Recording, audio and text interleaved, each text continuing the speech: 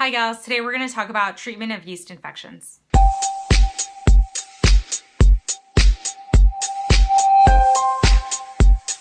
Most women at some point of their life will have at least one yeast infection. 75% of women will have at least one yeast infection in their lifetime.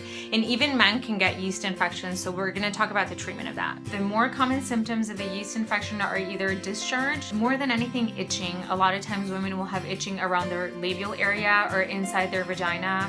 They can have a little burning, especially urine might make it burn even more because the skin's irritated. And sometimes you can have discharge also. The discharge tends to be thick, and some people will describe it as cottage cheese-like. If you aren't really sure what's going on with you, of course you have to go see your doctor so you can get a proper diagnosis. They'll do a swab. They'll take a sample of the discharge with a Q-tip or a swab. It looks like this. Comes like this. This is the container, and it comes with a little Q-tip inside, and we just basically swab the discharge, and then we send it to the lab and they tell us what it is. So if you're pretty sure that you have a yeast infection, they do sell a lot of over-the-counter medication and creams, and I'll show you the video for that. And just to show you the different types of over-the-counter medication that they have available without a prescription, so you can get an idea of what you can find at the store. So these are like the 1-day monostats, and then there's the 3 days, and then there's also the 7 days. And then they also have these feminine washes. These feminine washes, I'm not sure if I would recommend. So these are the creams that I don't think they're not a good idea to use. These like feminine wash. There's a bunch of different there's wipes also, a bunch of different brands. And these douches, definitely don't use a douche because you're gonna wash off like the normal flora of the vagina, and then that can cause an infection. So this is what comes inside the Myconazole or Monostat 1 box. It's like these soothing wipes that you can use outside, and then this is the little vaginal insert that's going to go inside, and this is the applicator to put it in. It would go into the vagina like a tampon, and then this cream is for outside relief. This is the little thing that goes inside the vagina. So it's important to not confuse yeast infection with a bacterial vaginal infection. When you have a bacterial infection, the most common characteristics is a foul odor of the discharge. The discharge doesn't tend to be as thick as with a yeast infection. If you're in doubt, of course, go see your doctor. Commonly confused with yeast is a urinary tract infection. When it burns, when you pee, it could be yeast because your skin's irritated so it burns, but it could also be a urinary tract infection. So of course, it's very important to differentiate these because they're very totally different treatments. All right, so the actual treatment of a yeast infection can either be with a cream, it can be with a prescription cream or over-the-counter cream.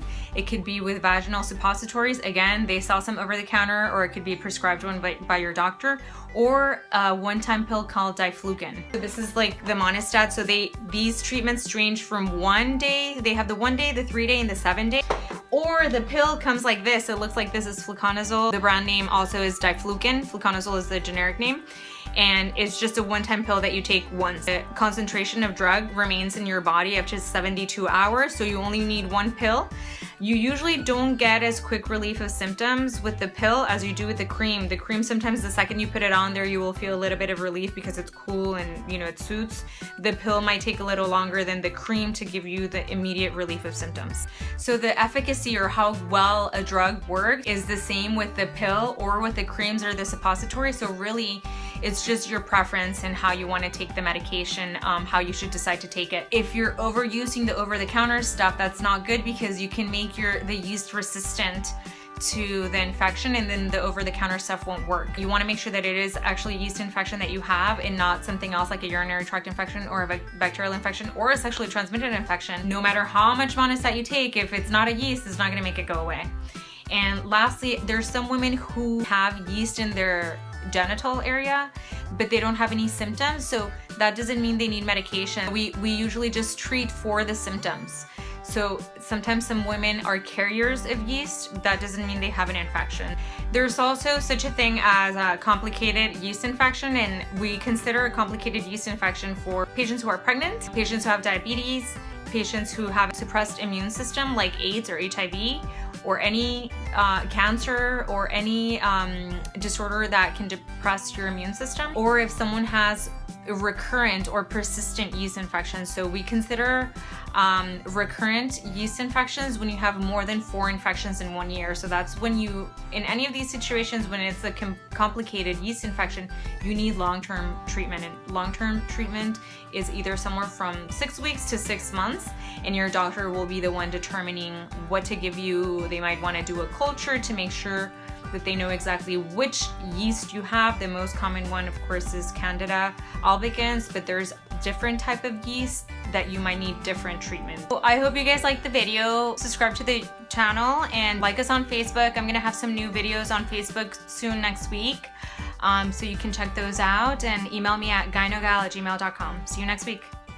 We're talking about 10 ways to prevent yeast infections. So the very first, most important and easiest way to prevent a yeast infection is to wash your genital area daily with a soap with no perfume and no dye, a bar soap, so it doesn't leave any residue. That's the simplest, easiest way. Another way to prevent a yeast infection is to wear cotton underwear. Any other fabric